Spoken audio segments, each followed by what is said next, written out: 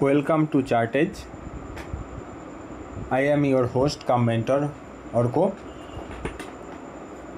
আজকে আমরা টেকনিক্যাল অ্যানালিসিসের ভিত বা অত্যন্ত গুরুত্বপূর্ণ একটা টপিক ডাও থিওরি, যেটা হিস্টোরি অফ টেকনিক্যাল অ্যানালিসিস, যেখান থেকে টেকনিক্যাল অ্যানালিসিস শুরু হয়েছে, আমরা সেই বিষয়টা শুরু করব এবং এটারকে প্র্যাকটিস করব এবং দেখব যে Dao theory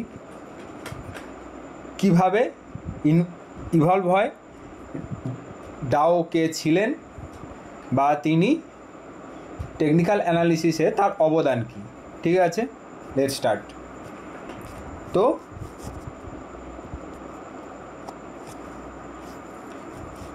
Dow theory is the oldest and by far the most publicized method of identifying major trend in the stock market। মানে শেয়ার মার্কেটের সবথেকে গুরুত্বপূর্ণ ট্রেন্ড ইন্ডিকেট করতে হলে সবথেকে পুরনো এবং অথেন্টিক যে ধারণা সেটা ডাও থিওরিতে দেওয়া আছে। এটা evolve from the work of Charles H Dow. ঠিক আছে, চার্লস এইচ ডাও এটাকে ইভলভ করেন এবং এটা ওয়াল স্ট্রিট জার্নাল, ইউএসের সবথেকে বড় শেয়ার মার্কেট রিলেটেড যে ম্যাগাজিন সেটা হলো ওয়াল স্ট্রিট জার্নাল এবং সবথেকে পুরনো এবং আজও সেটা চলছে। ঠিক আছে, এবং সেই ওয়াল স্ট্রিট জার্নালের এডিটর ছিলেন ইনি চার্লস ডাও এবং বিটুইন 1900 অ্যান্ড 1902, মানে 1900 থেকে 1902 সাল, মানে আজ থেকে 125 বছর আগে, 125 বছর, ওকে, আজ থেকে 125 বছর আগে তিনি এই ডাও থিওরি ইভলভ করেন। বা the 6 basic tenet of the theory are discussed. মানে এই ডাও থিওরিতে মোটামুটি 6টা পয়েন্ট আছে, 6টা টেনেন্ট আছে, যেটা উনি তখন দিয়ে গেছিলেন। এই বিষয়ে একটা জিনিস গুরুত্বপূর্ণ, সেটা বলে রাখি। Dow theory as a theory Charles John Dow কখনোই লিখে যাননি, তিনি অ্যাজ এ এডিটোরিয়াল নিউজ পেপারে এগুলিকে আলাদা আলাদাভাবে লিখেছিলেন। এর পরবর্তীকালে বিভিন্ন লেখক বা রিসার্চার স্কলার তার যে কাজ সেটাকে একত্রিত করে ডাও থিওরি নাম দিয়ে প্রকাশ করেন, মোটামুটি 1930-40 সালের আশেপাশে। ঠিক আছে, কিন্তু চার্লস ডাও এটাকে ওয়াল স্ট্রিট জার্নালে অ্যাজ এ এডিটোরিয়াল প্রকাশ করেন। এখন যেমন ইউএসের একটা সবথেকে বড় ম্যাগাজিনের নাম, এই শেয়ার মার্কেট রিলেটেড আর একটা ম্যাগাজিনের নাম হলো investors daily news, IDB I think so. এই সেখানে সেটাকে ইভলভ করেন আমরা উইলিয়াম ও নীল। ঠিক আছে, এবার সেখানে যেমন এডিটোরিয়াল লেখা হয়, সেখানে গ্রোথ ইনভেস্টিংয়ের জন্য সেই ম্যাগাজিনটা বেশ অত্যন্ত গুরুত্বপূর্ণ। সেরকমই ইউএসের এই যে ওয়াল স্ট্রিট জার্নাল, এখানে চার্লস ডাও আজ থেকে 125 বছর আগে ডাও থিওরি যে টেনেন্টগুলো সেগুলো তিনি দিয়ে যান এবং এই টেনেন্টগুলোর ওপর ভিত্তি করেই আজও শেয়ার মার্কেটের ট্রেন্ড আইডেন্টিফাই করা হয়। আজকের ডাও থিওরি যদি আমরা শিখতে পারি, আপনাদের যদি বুঝতে পারেন, একটা ক্লাসের মধ্যে পুরো টেকনিক্যাল অ্যানালিসিস শেষ। একটা class and the technical analysis is over. Dow theory সবথেকে বেসিক, সবথেকে ইজি থিঙ্ক, কিন্তু এটা যদি কেউ একজন বুঝতে পারে এবং এটা যদি কেউ লাইফে অ্যাপ্লাই করতে পারে, তাহলে তার আর অন্য কোনো চার্ট, ক্যান্ডেল, 10টা ইন্ডিকেটর, 10টা সিস্টেম কিচ্ছু লাগবে না। জেনারেল সুইং ট্রেডিং করে বা পজিশনাল ট্রেডিং করে সে পুরো নিজের লাইফ কাটিয়ে দিতে পারে। যত কমপ্লেক্সিটির মধ্যে যাওয়া হবে ততই বেশি মাথাটা নষ্ট হবে, কিন্তু সবথেকে ইজি জিনিস দিয়ে অ্যাজ এ রিটেল ট্রেডার বা যারা ঘরে বসে মোটামুটি কম অ্যামাউন্ট দিয়ে কাজ করছে, এমনকি 6 ডিজিট 7 ডিজিট অ্যামাউন্টেও কাজ করছে, তাদের জন্যও অত্যন্ত বেসিক জিনিসটা যদি আমরা শিখি তাহলে সেটাই more than important. So let's start Dow theory. ঠিক আছে,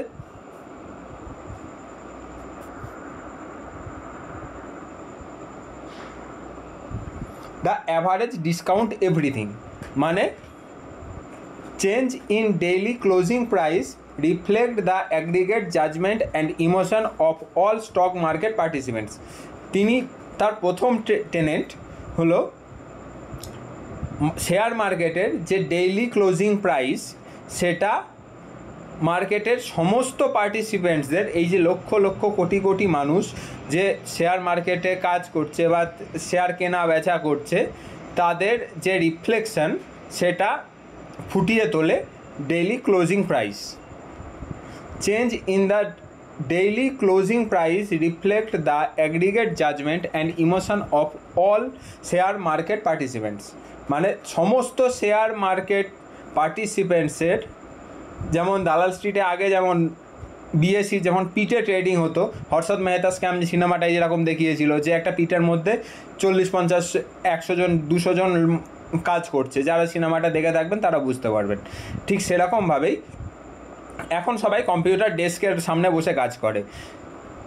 কেউ রিটেল ট্রেড করছে, কেউ মিউচুয়াল ফান্ড ট্রেডে কাজ করছে। যারা মিউচুয়াল ফান্ডের থ্রু কাজ করে তাদের যে মিউচুয়াল ফান্ডের যে ফান্ড ম্যানেজার তিনি শেয়ারকে কেনাবেচা করছেন। প্রপ ট্রেডিং ডেস্কে বসে প্রপ ট্রেডাররা কাজ করছে, যেমন আমরা কাজ করছি। এছাড়া যারা এইচএফটি ফার্ম আছে, এইচএফটি ফার্মে কাজ করছে। এর সঙ্গে এইচএনআই মানে যারা বড় বড় টাকা নিয়ে কাজ করছে, এর সঙ্গে এফপিআই বাইরের দেশ থেকে যারা মানুষ এখানে কাজ করছে, সবার যে ইমোশন, সবার যে সাইকোলজি সেটা ডেইলি ক্লোজিং প্রাইসের মধ্যে ফুটে ওঠে। ডেইলি ক্লোজিং প্রাইসটা হলো সবার ইমোশন, মানে বায়ার সেলার সবার সম্মিলিত যোগফল হলো ডেইলি ক্লোজিং প্রাইস।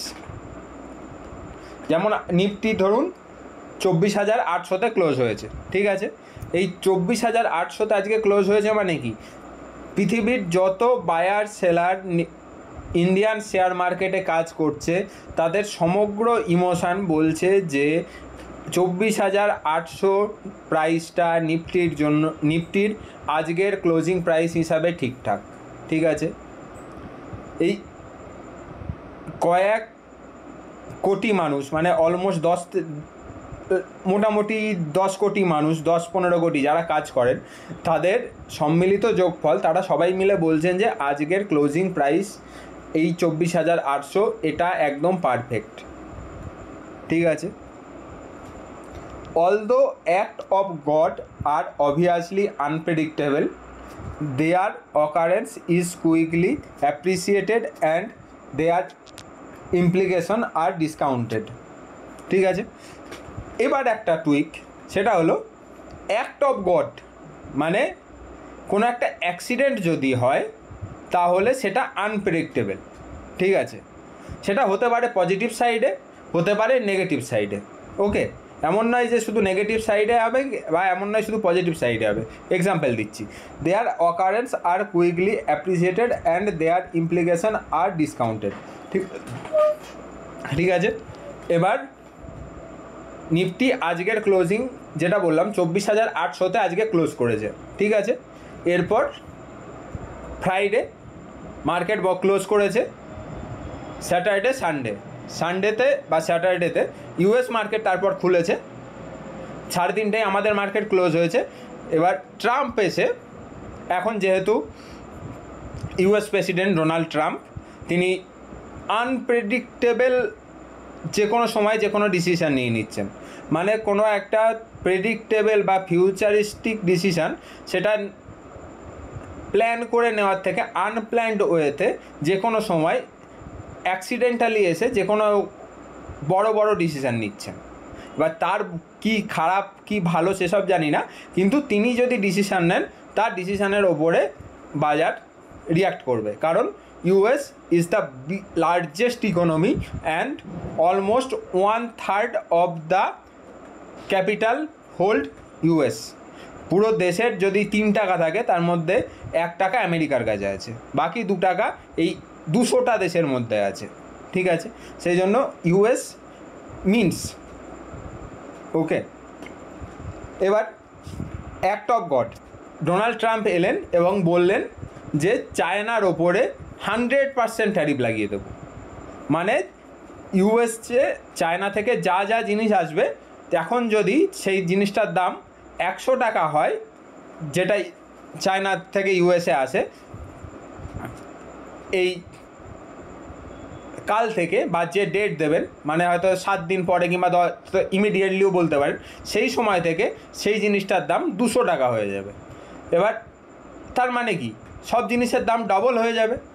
তার ফলে চায়না থেকে যে সমস্ত প্রোডাক্ট ইউএসএ যায়, সেই সমস্ত প্রোডাক্ট যে ডিমান্ড সেটা কমবে, ঠিক আছে? এবং চায়না থেকে ইউএসএ ইনে বাল্ক যায়, মানে অলমোস্ট ইউএসের যে ইকোনমি, তাদের যে কনজামশন, তারও মোটামুটি 1/4 1/5 হোল্ড করে চায়না।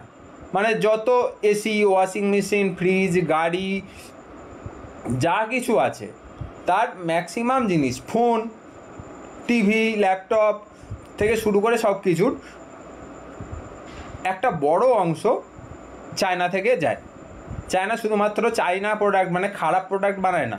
আইফোনও এতদিন পর্যন্ত চায়নাই বানাতো, এখনও ভারতে কিছুটা তৈরি হচ্ছে, কিন্তু চায়নাতে অনেকটা বেশি তৈরি হচ্ছে। সেই জন্য যখন ডোনাল্ড ট্রাম্প চায়নাকে কোনো একটা কথা বললেন যে এতটা টাকা 100% ট্যারিফ লাগাবো, তখন ইউএস মার্কেট কী হলো, ইন এ ডে 3% পড়ে গেল, ঠিক আছে? এটা তো আগে থেকে ঠিক ছিল না। ইউএস মার্কেট উঠছে উঠছে উঠছে, প্রতিদিন উঠে যাচ্ছে। এবার হঠাৎ করে একটা নিউজ এলো, ওদের মার্কেট খোলা অবস্থায়, মানে ওদের মার্কেট 9:30টায় খোলে এবং 4টায় বন্ধ হয়, তার মাঝখানে হয়তো 10টা 10:30টার সময় এসে বললো যে এরকম 100% ট্যারিফ লাগাবো। ইউএস মার্কেট ঝট করে 3% পড়ে গেল। সেটা তো কারোর হাতে নেই না। এই ইউএস মার্কেটের যে কয়েক কোটি ট্রেডার, তারা যে কাজ করে যাচ্ছে, তারা কি করলো, ওই রিয়াকশানে, ওই নিউজটায় তারা রিয়্যাক্ট করলো এবং 3% বাজারটাকে নিচে নিয়ে এলো। এবং এই যে 3% নিচে নিয়ে এলো, এটা তারা ঠিক করলো যে এই প্রাইসটা হলো ঠিক প্রাইস। হয়তো 5,000 টাকা ভাও চলছিল, সেখান থেকে তারা প্রায় 200-300 পয়েন্ট নিচে নিয়ে এলো, 200 পয়েন্ট নিচে নিয়ে এলো। তার মানে কি হলো, প্রায় 3-4% নিচে এলো। এবার আমাদের কি এফেক্ট পড়বে? আমরা যখন মানডেতে যাব, আমরা এক্সপেক্ট করব যে ইউএস যখন 3% নিচে পড়েছে, ইন্ডিয়ান মার্কেটও মোটামুটি 1% নিচে খুলবে, ওকে? এটা এরকম এক্সাম্পল হলো অ্যাক্ট অফ গড। এবার সেম জিনিস হয় আমাদের যখন ইলেকশান ডেতে, যখন ইলেকশানের রেজাল্ট থাকে, তারপরে আমাদের যখন বাজেট থাকে, কিংবা PM 15 আগস্টে লালকেল্লা থেকে হয়তো একটা বড় অ্যানাউন্সমেন্ট করলো।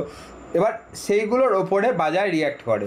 তারপরে হয়তো কোনো একটা পার্টিকুলার একটা কোম্পানিতে কোনো একটা বড় অ্যাক্সিডেন্ট হয়ে গেল, সেখানে বাজার রিয়্যাক্ট করবে। কিংবা একটা পার্টিকুলার কোম্পানি একটা অনেক বড় বাল্ক অর্ডার পেলো এবং সেটা মার্কেট আওয়ার্সে এলো, এবার সেইগুলোতে বাজার রিয়্যাক্ট করে।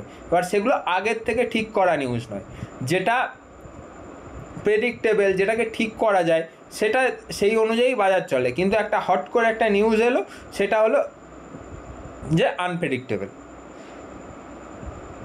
যেটা বাজার হয়তো রেজাল্ট, যেমন রেজাল্টের মধ্যে প্রেডিক্টেবল আনপ্রেডিক্টেবল একটা ব্যাপার আছে। 3 মাস পরে প্রতি কোম্পানি 3 মাস পর পর রেজাল্ট অ্যানাউন্স করে, তো সেখানে মোটামুটি একটা আন্দাজ থাকে যে আগের 6 মাসে বা আগের 1 বছরে এই কোম্পানিটা ভালো করেছে, তো পরের 3 মাসেও হয়তো ভালো করতে পারে। কিংবা আগের 6 মাসেও মোটামুটি খারাপ করছিল, তো পরের 3 মাসেও হয়তো খুব একটা ভালো করবে না। সেই অনুযায়ী মাথায় নিয়ে বাজারের সমস্ত ট্রেডাররা একটা কোম্পানিতে ট্রেড করে, একটা কোম্পানির শেয়ারে ট্রেড করে। এবার হয়তো কোনো একটা উল্টো নিউজ এলো, কিংবা বাজারে এক্সপেক্ট করছিল যে একটা গুড রেজাল্ট আসবে, কিন্তু খুব খারাপ রেজাল্ট এলো।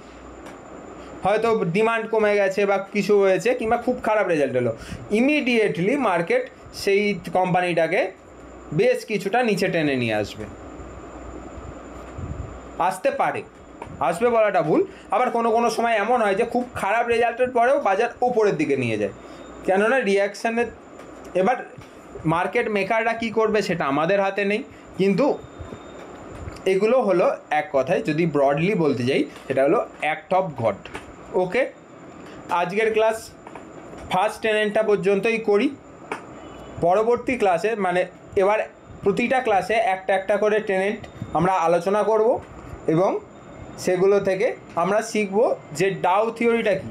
এটাকে আমরা ডাউ থিওরি যদি আমরা ইন ডেপথ শিখতে পারি, তাহলে শেয়ার মার্কেটের অনেকটা বড় অংশ আমরা শিখে যাব। ঠিক আছে,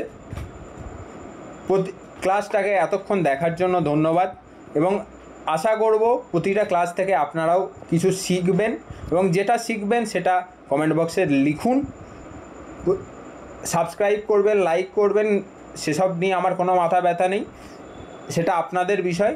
কিন্তু আপনারা যদি কিছু শিখে থাকেন সেটা আপনারা অবশ্যই লিখবেন যে হ্যাঁ আমি শিখেছি, কারণ কমেন্ট সেকশানটাই আপনাদের সঙ্গে আমার কানেক্ট করার একমাত্র জায়গা। ঠিক আছে, তো মন দিয়ে ক্লাসগুলো করুন, এবং মার্কেট খুব একটা কঠিন কাজ কিছু না।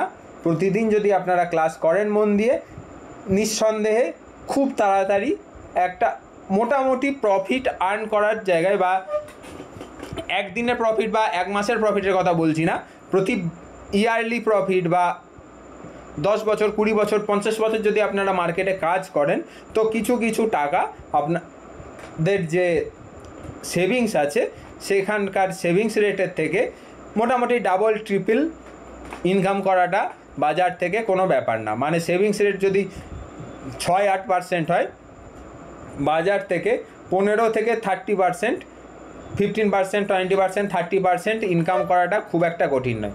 এবং যদি অ্যাক্টিভলি শিখে বাজারে কাজ করেন, 50%, 100% ইনকামও করছে এরকম ট্রেডার আমাদের দেশে এবং পৃথিবীতে এক্সিস্ট করে, যারা প্রতি বছর 200, 300, 400, 500, 800% রিটার্ন জেনারেট করছে। মানে তারা 1 কোটি টাকাকে 3 কোটি করছে প্রতি বছরে, 4 কোটি 5 কোটি করছে, এরকম ট্রেডারও আছে। সেই জন্য বাজারের অপরচুনিটি অনেক আছে। এবার আপনাদের ওপরে আপনারা বাজার থেকে কতটা নিতে চান। আপনারা প্রতিদিন এক্সপায়ারি ডেতে কল বাই সেল করে 2 টাকা 2 পয়সা 5 পয়সা খাবেন, কল বেচে 2 টাকা খাবেন, নাকি সারা জীবন শিখে পিস অফ মাইন্ডের সঙ্গে কাজ করে একটা জেন্টেল রিটার্ন বা খুব ভালো রিটার্ন, আপনাদের যদি সেভিংসের যে রিটার্ন তার থেকে almost triple, double triple, 4x 5x return generate করবেন শান্তিতে, সেটা আপনাদের ওপর। ঠিক আছে, এরপরে আমরা ডাউ থিওরির সেকেন্ড টেনেট নিয়ে আলোচনা করব নেক্সট ক্লাসে। ততক্ষণ পর্যন্ত ধন্যবাদ, দেখা হচ্ছে আমাদের পরের ক্লাসে।